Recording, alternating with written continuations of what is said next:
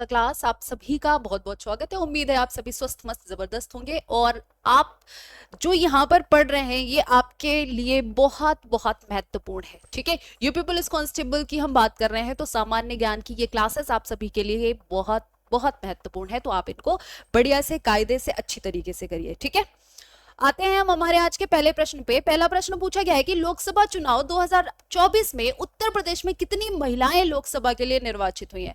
क्योंकि आपको पता है कि महिलाएं कम निर्वाचित होती हैं, इसलिए यह प्रश्न पूछा गया है। 6, 11, 7, 13 कौन सा ऑप्शन आपका करेक्ट है?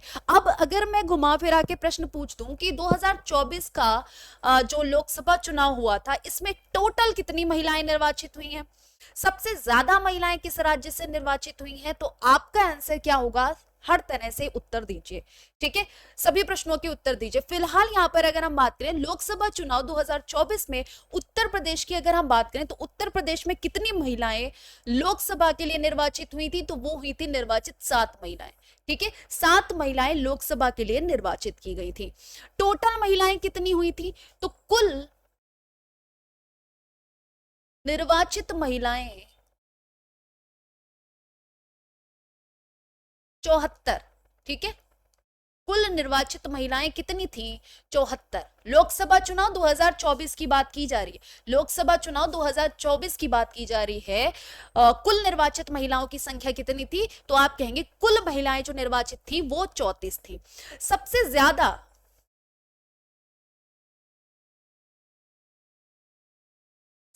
ज्यादा कहां महिलाएं निर्वाचित हुई हैं बताइए? सबसे ज्यादा वेस्ट बंगाल। ठीक है, वेस्ट बंगाल से महिलाओं का निर्वाचन हुआ है। कितनी महिलाएं? आप कह सकते हैं 11 है। ठीक है, 11 है, या हम कह सकते हैं 11, जो कि सबसे ज्यादा थी। सबसे ज्यादा महिलाएं निर्वाचित कहां से हुई है? वेस्ट बंगाल से हुई है, पश्चिम बंगाल से हुई है, ध्यान रखना। बाकी मैंने आपको बताया था लोकसभा चुनाव जो हुए थे 2024 में भाजपा ने कितनी सीटें जीती थी और जो आपका एनडीए था उनकी कितनी सीटें निकली थी, ये सब कुछ आपको बताया जा चुका है। इससे पहले वाली अगर आपने क्लासेस की होंगी, नहीं की है तो कीजिए जाके, उसमें मैंने ये आपको क्लियर किया था।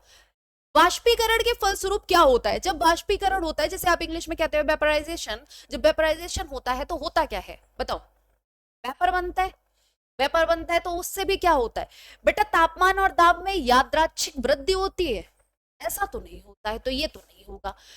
तापमान में वृद्धि हो जाती है ना? ना, तापन हो जाता है। ताप बाष्प बन के जब उड़ जाएगा तो तापमान कम हो जाएगा ना, तापन नहीं, शीतलन होता है। वाष्पीकरण के फलस्वरूप क्या होता है? वाष्पीकरण के फलस्वरूप शीतलन होता है। अच्छा, वाष्पीकरण किसे कहते हो? वाष्पीकरण, बाष्प बन के जब पानी उड़ जाता है, ठीक है, द्रव जो है जब बाष्प बन के उड़ जाए तो उसको हम क्या कहते हैं? वाष्पीकरण हो गया। जैसे आप क्या करते हो, पानी खौलने रखो, पानी आपने गैस पे रख दिया, वो क्या होता है? जल्दी बाष्प बन के उड़ जाएगा। अगर आप गर्म करने रख देते हो, मतलब ताप दे देते हो, तो वो जल्दी हो जाता है। वैसे नॉर्मल आपने चिड़िया के लिए पानी रखा है बाहर कटोरी में, अब आप देखोगे कि 1-2 दिन बाद वो पानी क्या होता है? सूख जाता है। तो वो क्या हो गया? वो बाष्प बन के उड़ गया, इसका मतलब। ठीक है, तो बाष्पीकरण के फलस्वरूप क्या होता है? शीतलन होता है। आप कपड़े धुल के डालते हो, कपड़े धुल के डालते हो, फिर वो क्या होता है? सूख जाते हैं। किसके कारण सूखते हैं? वो क्या प्रोसेस होता है? तो बाष्पीकरण का प्रोसेस होता है। आपका पसीना सूख जाता है, बाष्पीकरण। इसका रीजन क्या है? बाष्पीकरण। जो आपने देखा होगा नमक बनता है, नमक बनता है समंदर में, समंदर के किनारे जो नमक बनाते हैं, नमक बनाने के प्रोसेस में तो बाष्पीकरण महत्वपूर्ण है। कौन सा प्रोसेस महत्वपूर्ण है? बाष्पीकरण। ठीक है, पानी बढ़ के पानी जो है वो उड़ जाता है, ये ध्यान रखेंगे। तो यहाँ पर करेक्ट आंसर क्या हो जाएगा? शीतलन यहाँ पर सबसे महत्वपूर्ण है, क्योंकि सतह के जो अणु होते हैं, जो सतह के अणु हैं वो क्या करते हैं? ऊर्जा को लेकर उड़ जाते हैं। सतह के अणु ऊर्जा को लेकर उड़ जाएंगे तो क्या हो जाएगा? शीतल हो जाएगा। ठीक है, शीतलन हो जाएगा। तो यहां पर ये ध्यान रखना। ठीक है, अच्छा एक बार बताइए, कौन से कारक ऐसे हैं जो बाष्पीकरण को प्रभावित करते हैं? जो बाष्पीकरण को प्रभावित करने वाले कारक, कारक कौन से हैं जो बाष्पीकरण को प्रभावित कर रहे हैं? बताओ। तो अगर हम बात करें सतह के क्षेत्रफल की, सतह का क्षेत्रफल बाष्पीकरण को प्रभावित करता है। कैसे प्रभावित करता है? देखो, अगर सतह ज्यादा है, मतलब बड़े स्पेस हो कोई, आप एक कटोरे में रखो पानी, ठीक है, और एक छोटी कटोरी में रखो, तो बड़े वाले कटोरे का पानी का क्या होगा? जिसकी सतह ज्यादा होगी उसका बाष्पीकरण सतह का क्षेत्रफल निर्धारित करता है। अगर सतह का क्षेत्रफल ज्यादा तो बाष्पीकरण भी ज्यादा। दोनों चीजें समझ गए। दूसरा पॉइंट पे अगर हम बात करें, तापमान, अगर तापमान ज्यादा तो बाष्पीकरण भी ज्यादा होगा। आप देखो, जितना ताप दोगे, जितनी ज्यादा गैस तेज कर दो, ठीक है, हम गैस को मान लेते हैं, गैस पे पानी रखो, जितनी तेज करोगे उतनी जल्दी पानी क्या हो गया? बाष्पित होकर उड़ने लगेगा। तो ये क्या हो जाएगा? तापमान ज्यादा तो बाष्पीकरण भी ज्यादा। तीसरा पॉइंट है आर्द्रता। अच्छा, आर्द्रता में थोड़ा सा दिमाग लगाइएगा। अगर आर्द्रता ज्यादा तो बाष्पीकरण कम है, ठीक है। ह्यूमिडिटी ज्यादा है तो क्या होगा? ह्यूमिडिटी ज्यादा तो बाष्पीकरण कम है। बाष्पीकरण क्या हो जाएगा? बाष्पीकरण कम हो जाएगा। नेक्स्ट हम पॉइंट की बात करें तो वायु की गति। वायु की गति जितनी ज्यादा होगी, वायु की गति जितनी ज्यादा, बाष्पीकरण उतना ही ज्यादा। तेज हवा चला दो, ठीक है, तेज हवा चला दो, वायु खूब तेज गति से चला दो, तो क्या होगा? बाष्पीकरण ज्यादा होता है। देखो, आप सबसे सिंपल सा उदाहरण सुनो, कपड़े धुल के डाले आपने और खूब तेज हवा चला दिया आपने, बहुत तेज हवा, तो क्या होगा? कपड़े जल्दी सूखेंगे या नहीं? तो बाष्पीकरण ज्यादा जल्दी हो गया। तो यहां पर ये चीजें बहुत नॉर्मल सी हैं, आपको याद रहना चाहिए। और इसके मैंने आपको बताया बाष्पीकरण के उदाहरण क्या है। बाष्पीकरण के अगर हम एग्जाम्पल की बात करें तो आपको पता है, पसीने का सूखना, यहां पर लिख लीजिए, पसीना सूखना, गीले कपड़ों का सूखना, गीले कपड़ों का सूखना, नमक उत्पादन, ये क्या है? ये बाष्पीकरण के ही तो एग्जाम्पल्स हैं सारे, ठीक है। नेक्स्ट देखो, प्रसिद्ध ग्रंथ रामायण के रचयिता कौन है? प्रसिद्ध ग्रंथ है रामायण, इसके रचयिता कौन है? यहां पर ये बताना है, जल्दी से बताएंगे। वेद व्यास, तुलसीदास, वाल्मीकि। अब रामायण और रामचरितमानस में सब बच्चे, बहुत से बच्चे कंफ्यूज हो जाते हैं, वैसे होना नहीं चाहिए। रामायण की बात करें तो रामायण किसकी है? वेद व्यास की, तुलसीदास की, वाल्मीकि की। तो याद रखना वाल्मीकि की। रामायण के रचयिता कौन है? वाल्मीकि है। तुलसीदास जी ने श्री रामचरितमानस लिखी है। श्री रामचरित मानस किसकी है? ये तुलसीदास जी की है। ये किस भाषा में लिखी गई है? वाल्मीकि ने रामायण, रामायण संस्कृत भाषा में लिखी है, ठीक है। जबकि श्री रामचरितमानस किस भाषा में लिखी है? तो अवधी भाषा में लिखी है। वेद व्यास ने कौन सी लिखी है? महाभारत। महाभारत किसकी है? वेद व्यास की है। वेदव्यास, कृष्णद्वैपायन वेदव्यास द्वारा लिखी गई है महाभारत, ये भी ध्यान रखना। तो यहां पर करेक्ट आंसर क्या हो जाएगा? थर्ड का सी वाला ऑप्शन आपका करेक्ट है। नेक्स्ट देखिए, 1857 के विद्रोह के दौरान भारत के गवर्नर जनरल कौन थे? जो 1857 का, जिसे हम क्या मानते हैं? स्वतंत्रता का पहला संग्राम, ठीक है, सैनिक विद्रोह जिसे कहा गया है। तो ये बताओ, भारत के गवर्नर जनरल उस टाइम कौन थे? Lord Cornwallis, Lord Mayo, Lord Canning या लॉर्ड हेस्टिंग्स? बताओ, यहां पर कौन सा ऑप्शन आपका करेक्ट आएगा? कौन थे भारत के पहले गवर्नर, मतलब भारत के गवर्नर जनरल 1857 के दौरान? लॉर्ड कॉर्नवालिस की बात करें तो लॉर्ड कॉर्नवालिस कब बने हैं ये भी बताओ। लॉर्ड कैनिंग कब बने हैं? फटाफट से।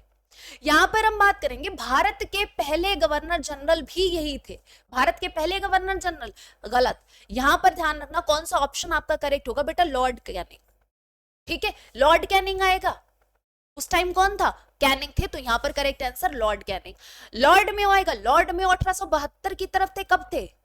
1872 की तरफ थे, जब पहली जनगणना हुई, ठीक है, जब पहली जनगणना हुई इंडिया में, तब कौन थे? लॉर्ड मेयो थे 1872 के टाइम। तो इसी से ध्यान रख लेते, तो लॉर्ड मेयो तो होंगे नहीं, ठीक है, लॉर्ड मेयो तो होने के नहीं। लॉर्ड कॉर्नवालिस नहीं, लॉर्ड हेस्टिंग्स नहीं। लॉर्ड हेस्टिंग्स कौन थे? अच्छा, और भारत के अंतिम गवर्नर जनरल भी कौन है? अंतिम गवर्नर जनरल कौन है? बताओ, भारत के अंतिम गवर्नर जनरल कौन है? Lord Canning. और भारत के प्रथम वायसराय, प्रथम वायसराय भी यही है, लॉर्ड कैनिंग। ठीक है। अच्छा, भारत के, ये तो अंतिम गवर्नर जनरल हो गए, ठीक है, ये तो अंतिम गवर्नर की हमने बात कर दी। भारत के पहले वायसराय ब्रिटिश, ये ईस्ट इंडिया कंपनी ने करा था, ये भी ध्यान रखना। ईस्ट इंडिया कंपनी द्वारा भारत के अंतिम गवर्नर जनरल ये हो गए, ये ब्रिटिश क्राउन द्वारा, इनको ब्रिटिश क्राउन द्वारा, क्योंकि शासन किसके हाथ चला जाता है 1858 में, जब दिल्ली दरबार लगता है। 1857 में जब हार जाते हैं तो 1858 में दिल्ली दरबार लगता है।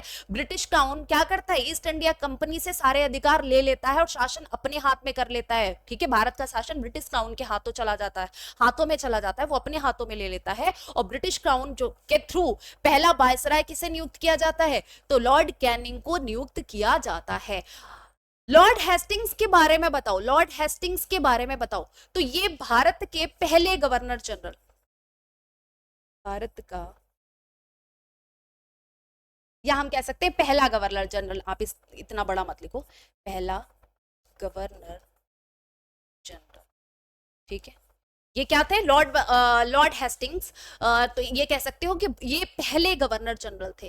ये क्या थे, पहले गवर्नर जनरल थे। ये भी ध्यान रखना, जो 1773 से 1780, ये ध्यान रखना, 1773 से 1785 तक रहे थे, पहले गवर्नर जनरल। 1773 का रेगुलेटिंग एक्ट आया था, उसमें क्या कर दिया गया था, उसमें बंगाल के गवर्नर को, ठीक है, बंगाल के गवर्नर को भारत का गवर्नर नियुक्त कर दिया था। ठीक है, बंगाल के गवर्नर जनरल को भारत का गवर्नर जनरल नियुक्त कर दिया था, जो 1773 का रेगुलेटिंग एक्ट आया था। ठीक है, जो 1773 का रेगुलेटिंग एक्ट आया था। बंगाल के पहले गवर्नर कौन थे, तो बंगाल के पहले गवर्नर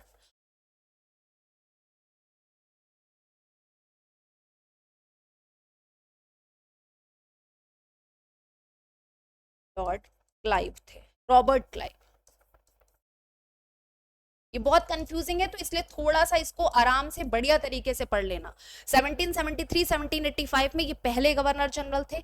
ठीक है, बंगाल के पहले गवर्नर जनरल, पहले ये गवर्नर हुआ करते थे। ठीक है, अब क्या करा था, रॉबर्ट क्लाइव ने गवर्नर जनरल बना दिया था। क्या बना दिया था, गवर्नर जनरल बना दिया था, ये भी ध्यान रखना।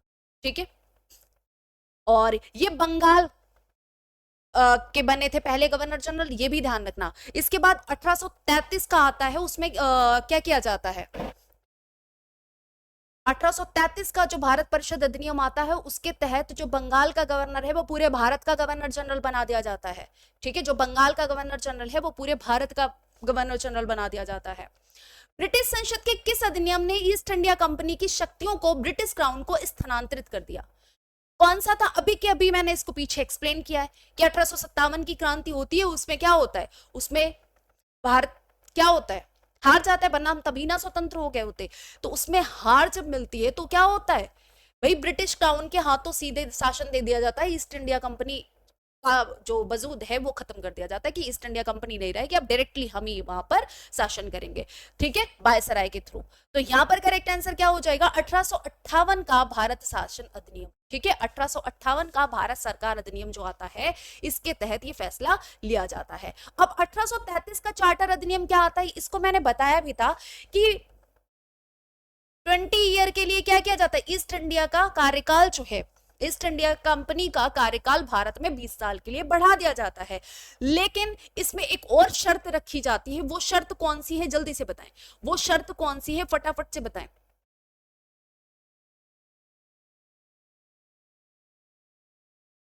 व्यापार पर एकाधिकार को समाप्त कर दिया जाता है। ठीक है, व्यापार के एकाधिकार को समाप्त, ठीक है, समाप्त कर दिया जाता है। केवल किस पर अधिकार रह जाता है, चाय, चीनी मिट्टी और अफीम। ठीक है, और अफीम, इस पर एकाधिकार रहता है, बाकी व्यापार के एकाधिकार को समाप्त कर दिया जाता है, सभी के लिए खोल दिए जाते हैं द्वार। तो ये 1833 का चार्टर अधिनियम की हम बात कर रहे हैं, ये 1833 के चार्टर अधिनियम की बात की जा रही है। 1773 का जो विनियम अधिनियम आता है, इसमें क्या होता है, सुप्रीम कोर्ट की स्थापना की जाती है और गवर्नर जनरल नियुक्त किया जाता है बंगाल का। गवर्नर के स्थान पर गवर्नर जनरल की नियुक्ति होती है और वारेन हेस्टिंग्स पहले गवर्नर जनरल नियुक्त किए जाते हैं। 1774 में कलकत्ता में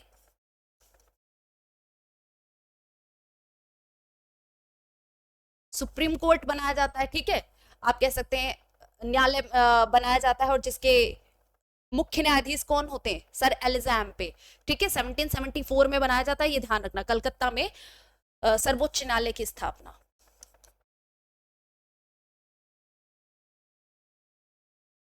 होती है। 1861 का भारत परिषद अधिनियम क्या होता है, इसमें पोर्टफोलियो लागू हो जाता है, पोर्टफोलियो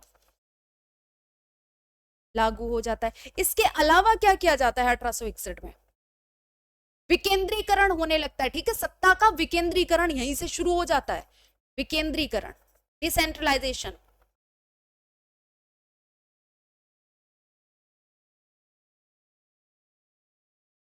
और वायसराय को भी अधिकार दिए जाते हैं अध्यादेश जारी करने को, ठीक है, वायसराय को अध्यादेश जारी करने का अधिकार दिया जाता है, ठीक है, जारी करने का अधिकार। तो ये क्या है, ये कुछ महत्वपूर्ण पॉइंट है सारे चार्टर अधिनियम को अगर हम देखें। ऑस्ट्रेलिया की मुद्रा क्या है, ऑस्ट्रेलिया की मुद्रा पूछी जा रही है कि ऑस्ट्रेलिया की मुद्रा क्या, मैं पूछूं ऑस्ट्रेलिया की मुद्रा तो चलो ठीक है, करेंसी से प्रश्न आते हैं, कैपिटल से भी प्रश्न पूछा जाता है, राजधानी भी पूछी जा सकती है। तो पौंड किसकी मुद्रा है, रुपया किसकी है, डॉलर किसकी है, दीनार किसकी है। रुपया जैसे हमारा भारत हो गया, और भारत की राजधानी भी बतानी पड़ेगी, क्या है बेटा, दिल्ली होती है। डॉलर किसका है, बताइए, डॉलर किसका है, दीनार किसका है, पौंड किसकी है, फटाफट से बताएं। अगर हम यूके की बात करें, यूनाइटेड किंगडम की,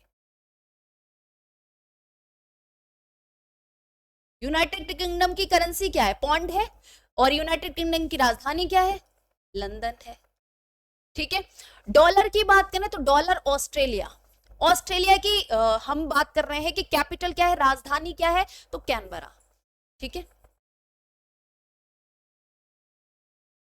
कैनबरा क्या है, ऑस्ट्रेलिया की राजधानी है। दीनार की हम बात कर रहे हैं तो दीनार जैसे इराक हो गया, इराक की मुद्रा क्या है, दीनार है, इसकी राजधानी क्या है, बगदाद, बगदाद क्या है, इराक की राजधानी है। तो करेंसी, कैपिटल्स, दोनों चीजें आपको बढ़िया तरीके से पता होनी चाहिए, क्योंकि पूछा कुछ भी जा सकता है। तो अगर आप ये चीजें नहीं याद रखेंगे तो फिर क्या होगा, नंबर चला जाएगा, ठीक है, नंबर कटेगा, ये भी ध्यान रखें। नेक्स्ट देखो, सकल कुल आय की गणना में आय के कितने मद होते हैं, जो सकल कुल आय होती है, बताओ, सकल कुल आय में कितने मद शीर्ष होते हैं, ग्रॉस टोटल इनकम, कितने मद उसमें शामिल होते हैं, 6, 5, 3, 4, तो उसमें 5 मद शामिल होते हैं। वो कितने मद शामिल होते हैं, 5 मद हैं। वो 5 मद कौन कौन से हैं, तो पहले तो जो वेतन से आपको आय मिलती है, वेतन से जो आय मिलती है वो शामिल हो जाएगी, पहला मद हो गया। दूसरा होता है आपका संपत्तियों से आय, जो आपकी संपत्ति है उससे जो आप आय अर्जित करते हैं, तो संपत्तियों से, संपत्तियों से आय। तीसरा क्या हो जाएगा, तीसरा हो जाता है आपका व्यापार और प्रोफेशन से जो आपको लाभ हो रहा हो, व्यापार और प्रोफेशन से लाभ, ठीक है। चौथा क्या मद है, तो पूंजीकरण पर लाभ, जो आपने पूंजी जमा की है उससे जो आपको लाभ हो रहा हो, तो पूंजीकरण पर लाभ। पांचवा होता है आपका आय के अन्य स्रोत, जो अदर इनकम हो आपके, जो अदर सोर्सेस हैं आपके इनकम के, उनको काउंट किया जाता है, आय के अन्य स्रोत, ठीक है, आय के अन्य स्रोत। ये 5 मद है जो किसमें का मतलब किसकी गणना करने के लिए प्रयोग किए जाते हैं? ये 5 मद सकल कुल आय की गणना में प्रयुक्त होते हैं। ठीक है, सकल कुल आय की गणना, ठीक है, सकल कुल आय की गणना कैसे करोगे? आय के कितने मद शामिल है? आय के इसमें 5 मद शामिल है, जो पांचों मद ये है, जो आपको वेतन से आय मिलती है, ठीक है, जो आपकी संपत्तियों से आपको आय मिल पाती है, जो आपके व्यवसाय या आपको जो प्रोफेशन है उससे जो आपको आय मिल रही है, पूंजीकरण जो आप करते हैं उस पर जो आय मिल रही है, जो जमा करते हैं उस पर आपको मिलता है वो, और लास्ट है आपका कि जो आय के अन्य सोर्सेज है, ठीक है, अन्य रिसोर्सेज हैं वो। तो यहां पर ये भी ध्यान रखिएगा, बढ़िया प्रश्न था। निम्नलिखित में से किस त्योहार को कार्तिक पूर्णिमा भी कहा जाता है? कौन सा त्योहार ऐसे है जिसे कार्तिक पूर्णिमा भी कहते हो? दशहरा, दशहरा को तो कार्तिक पूर्णिमा कहते नहीं है, रावण का वध हुआ था, श्री रामचंद्र जी ने किया था, तो दशहरा तो है नहीं। ओणम केरल में मनाया जाता है, तमिलनाडु में मनाया जाता है, कहां मनाया जाता है? पहले तो ये आंसर दे दो, केरल में मनाया जाता है ओणम। यहां पर भी फिलहाल कार्तिक पूर्णिमा इसको नहीं कहते हैं, समझ गए होंगे। गणेश, देव दीपावली को कहा जाता है, किस त्योहार को कार्तिक पूर्णिमा भी कहा जाता है? तो देव दीपावली को क्या कहा जाता है? देव दीपावली को कहा जाता है कार्तिक पूर्णिमा। क्यों कहा जाता है? क्योंकि शिव ने इसका राक्षस का वध किया था, और वो राक्षस का नाम क्या था? त्रिपुरासुर, राक्षस का वध किया था।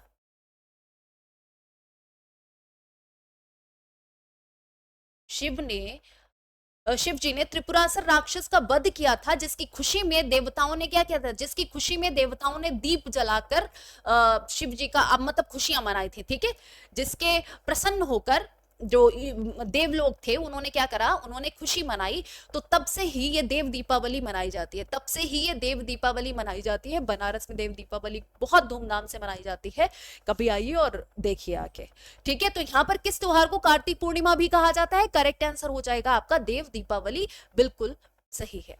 नेक्स्ट देखो, इन्वेस्ट इंडिया किस मंत्रालय के तहत निवेश को बढ़ावा देने के लिए एक प्रमुख एजेंसी है?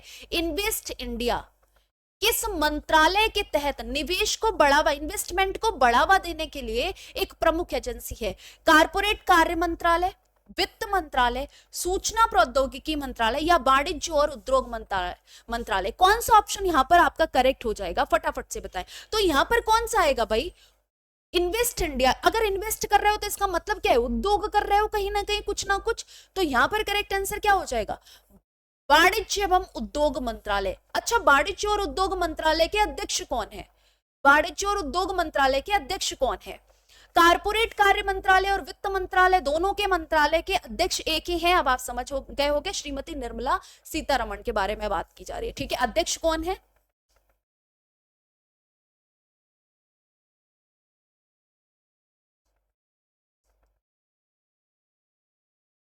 सीतारमण जी, ठीक है। फाइनेंस मिनिस्टर हमारी यही तो है, और यही कारपोरेट कार्य मंत्रालय की भी अध्यक्ष यही हैं। सूचना प्रौद्योगिकी मंत्रालय के अध्यक्ष कौन है? जल्दी से बताएं। सूचना प्रौद्योगिकी मंत्रालय के अध्यक्ष कौन है? श्री अश्विनी वैष्णव, ठीक है, श्री अश्विनी वैष्णव अध्यक्ष है। कौन है भाई? श्री अश्विनी वैष्णव सूचना प्रौद्योगिकी मंत्रालय के अध्यक्ष हैं। वाणिज्य और उद्योग मंत्रालय किसके हाथों में है? तो याद रखेंगे श्री पीयूष गोयल। किसके पास कौन सा मंत्रालय है ये जरूर ध्यान रखें, ठीक है। किसके पास कौन सा मंत्रालय है ये जरूर ध्यान रखें। अब यहाँ पर बदलाव भी होता रहता है, तो अगर कोई बदलाव होता है हाल फिलहाल में, तो उस बदलाव के बाद जो अध्यक्ष बनते हैं या जो भी होता है, तो उसको तो जरूर याद रखें, क्योंकि वहां से प्रश्न बनने की संभावना और भी ज्यादा बढ़ जाती है, ठीक है। बाकी कौन सा मंत्रालय किसके पास है, किस मंत्रालय के कौन अध्यक्ष है, कौन कौन से मंत्रालय किस किस के पास है, मतलब आपको पता होना ही चाहिए। नेक्स्ट देखो, भारत में कौन सा मंत्रालय जनगणना संचालित करता है? अब किस मंत्रालय की बात की जा रही है जो जनगणना संचालित कर रहा है? गृह मंत्रालय, शिक्षा मंत्रालय, सामाजिक न्याय और महिला सशक्तिकरण मंत्रालय या वित्त मंत्रालय? तो जनगणना कौन संचालित करता है? जल्दी से बताएं। तो जनगणना जो संचालित करता है वो है गृह मंत्रालय। गृह मंत्रालय भाई किसके हाथों में है? अमित शाह के, ठीक है। अमित शाह अध्यक्ष हैं गृह मंत्रालय के, ये भी ध्यान रखिएगा। अब गृह मंत्रालय की जब बात की जा रही है, तो यहां पर बताओ कौन सा मतलब क्या बता सकते हो? फटाफट से बताएं, कौन सा ऑप्शन यहां पर करेक्ट होगा? बताइए फटाफट से। भारत में कौन सा मंत्रालय जनगणना संचालित करता है, जल्दी से बताएंगे। गृह मंत्रालय करता है भाई, ये तो बता दिया। गृह मंत्रालय किसके अधीन है, तो अमित शाह के अधीन है, ये भी ध्यान रखना। पहली जनगणना कब हुई, पहली जनगणना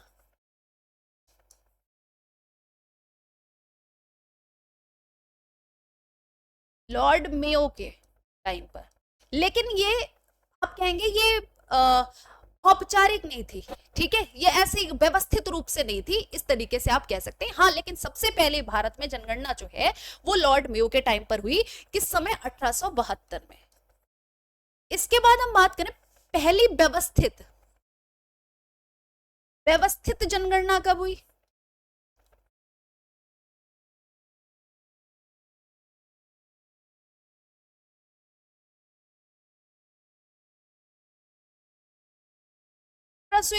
की तरफ, लॉर्ड रिपन के टाइम, लॉर्ड रिपन के टाइम ये व्यवस्थित तरीके से जनगणना हुई, ठीक है।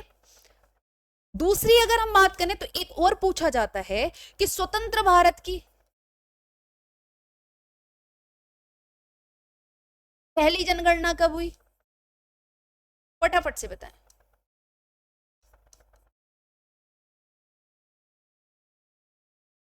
स्वतंत्र भारत की पहली जनगणना कब हुई, तो स्वतंत्र भारत की पहली जनगणना 1950 पे हुई, ठीक है, 1951, सॉरी 1951 में होती है स्वतंत्र भारत की पहली जनगणना। तो ये सारा कुछ आपको ध्यान रखना है।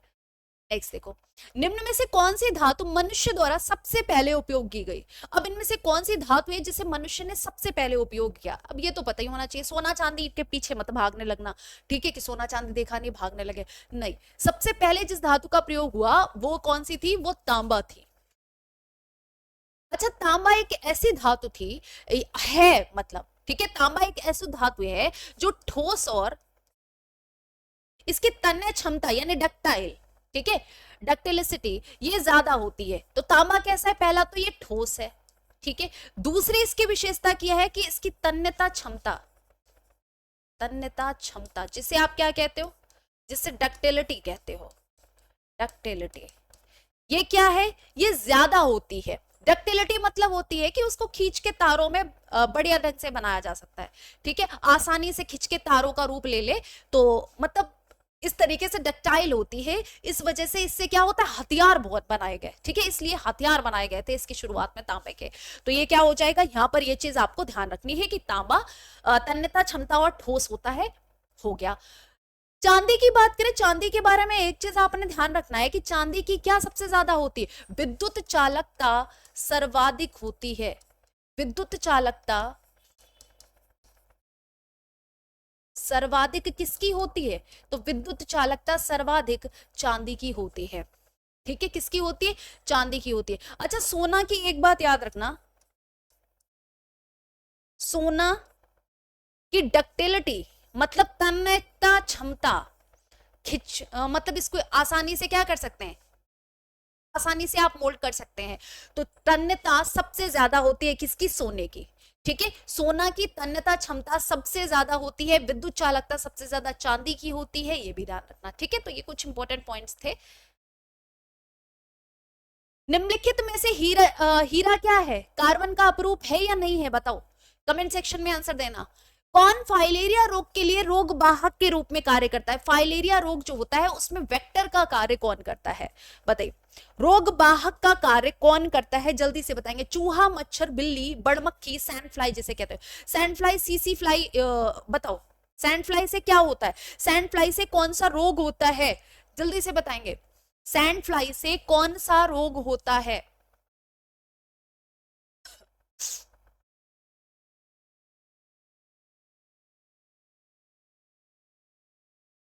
जल्दी से आंसर देंगे सभी। सैंड फ्लाई से कौन सा रोग होता है, क्योंकि पूछा जाता है, वैसे तो ये साइंस में आता है लेकिन पूछा जा सकता है।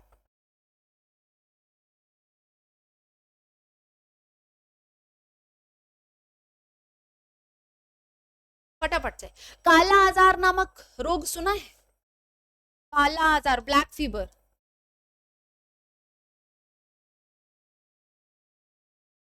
जिसे साइंटिफिकली लीशमैनिया कहा जाता है, ठीक है, लीशमैनियासिस कहा जाता है, क्योंकि इसको कहा जाता है लीशमैनिया डोनोवानी, ठीक है, बड़मक्खी या सैंडफ्लाई को लीशमैनिया डोनोवानी कहा जाता है और इसी के नाम पर रखा गया है लीशमैनियासिस, ठीक है। वैसे इसे लीशमैनियासिस कहते हैं, लेकिन भारत में एक काला आजार नाम से जाना जाता है, बिल्कुल।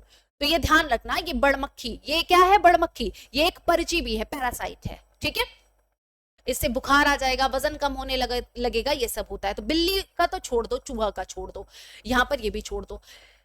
कौन सा फाइलेरिया रोग के लिए रोग वाहक के रूप में कार्य करता है, तो मच्छर, फाइलेरिया जो रोग होता है उसमें वाहक का कार्य करता है, वेक्टर का कार्य करता है, ठीक है। अब इस मच्छर का नाम क्या होता है, इस मच्छर का नाम क्यूलेक्स होता है, ठीक है। क्यूलेक्स, जो क्यूलेक्स मॉस्किटो है, ये फाइलेरिया डिसीज में किसका कार्य करता है, वेक्टर का कार्य करता है, ये भी ध्यान रखना। वैसे फाइलेरिया डिसीज किसके द्वारा होती है, फाइलेरिया डिसीज होती किसके द्वारा है, बुचरेरिया वैनक्राफ्टी नाम सुना है, बुचरेरिया वैनक्राफ्टी नाम सुना है, उसके द्वारा होती है, ठीक है। बुचरेरिया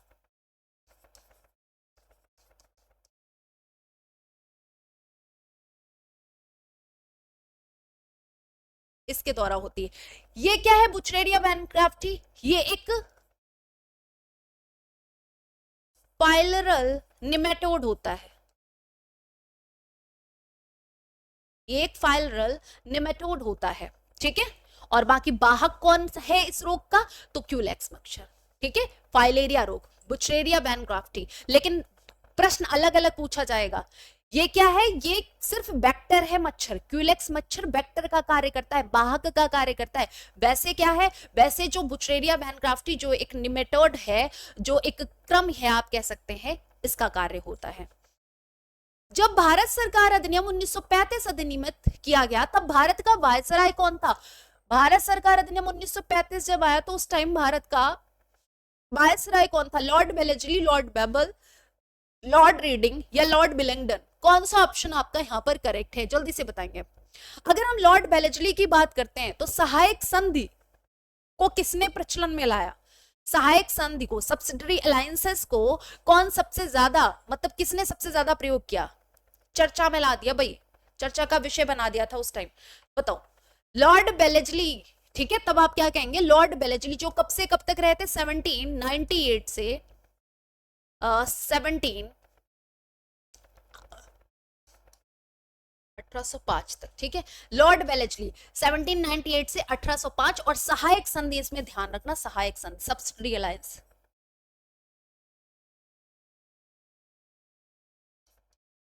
लॉर्ड बेबल की बात की, जो लॉर्ड बेबल ने क्या किया है, तो लॉर्ड बेबल रहे हैं कब से कब तक, 1943 से लेकर, बेबल प्लान आया था या नहीं, बेबल योजना 1943 से लेकर 1947 तक, ठीक है। ये भारत के वायसराय रहे हैं। जब भारत स्वतंत्र हुआ, जब भारत स्वतंत्र हुआ तब उस टाइम कौन थे, वायसराय कौन थे भारत के, लॉर्ड बेबल थे। जब भारत स्वतंत्र हुआ तो उस टाइम वायसराय कौन थे, लॉर्ड बेबल थे, ये भी ध्यान रखेंगे। अच्छा, लॉर्ड रीडिंग की बात करें, लॉर्ड रीडिंग क्या सही है, तो लॉर्ड रीडिंग तो 1921 से 1926 के टाइम थे, जब आपका कौन सा आंदोलन हुआ था 1921 की तरफ, 1922 की तरफ, चौरा चौरी कांड कब हुआ, 1922 में हुआ।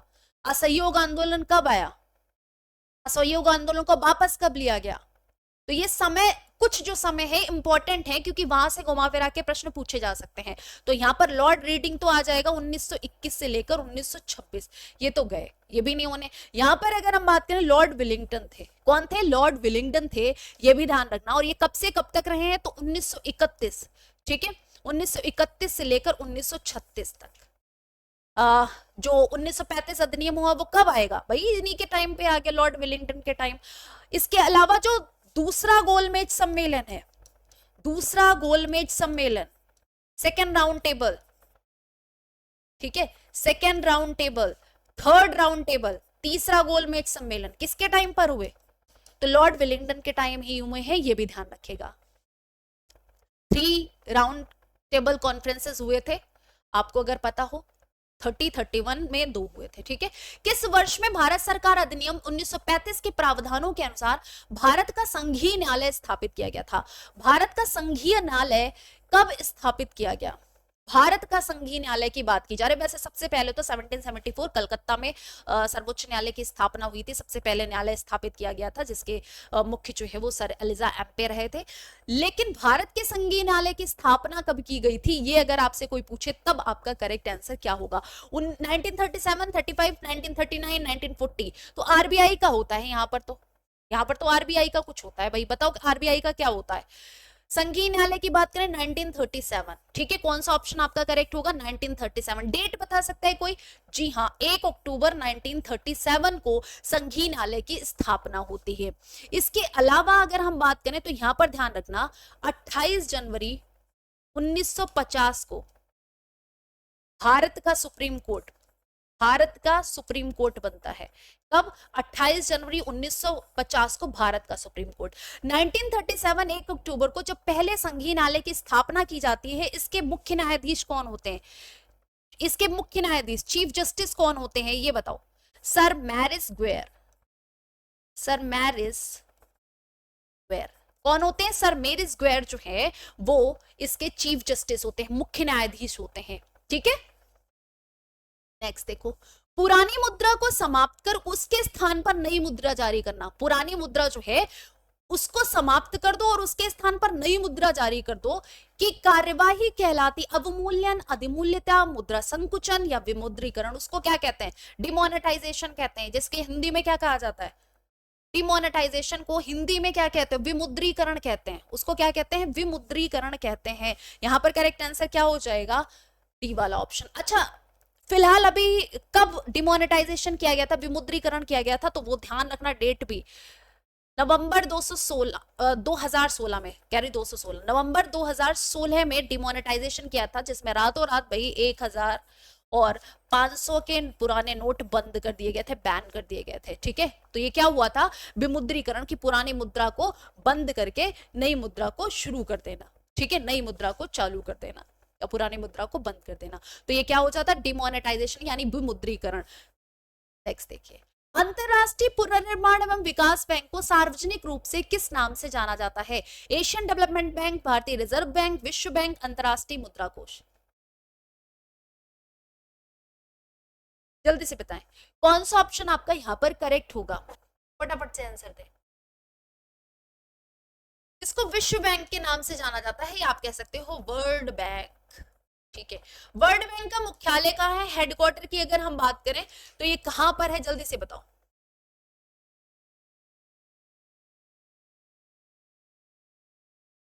वॉशिंगटन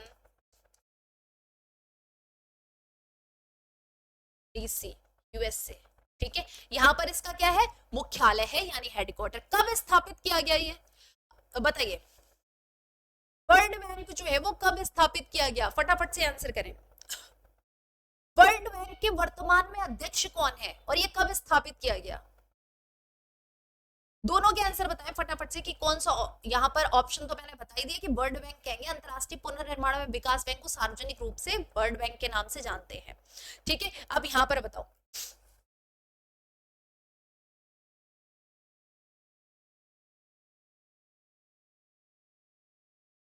फटाफट से बताएं कौन सा ऑप्शन आपका करेक्ट होगा?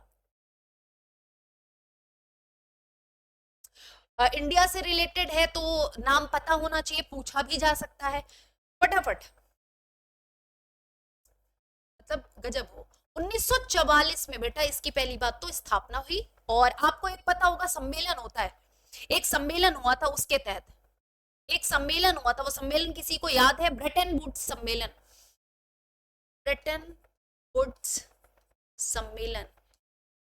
इसके तहत क्या होता है? जुलाई 1944 में वर्ल्ड बैंक की स्थापना की जाती है, और वर्तमान में इसके अध्यक्ष कौन है? 2023 में बनाए गए थे, इसके अध्यक्ष अजय बंगा है।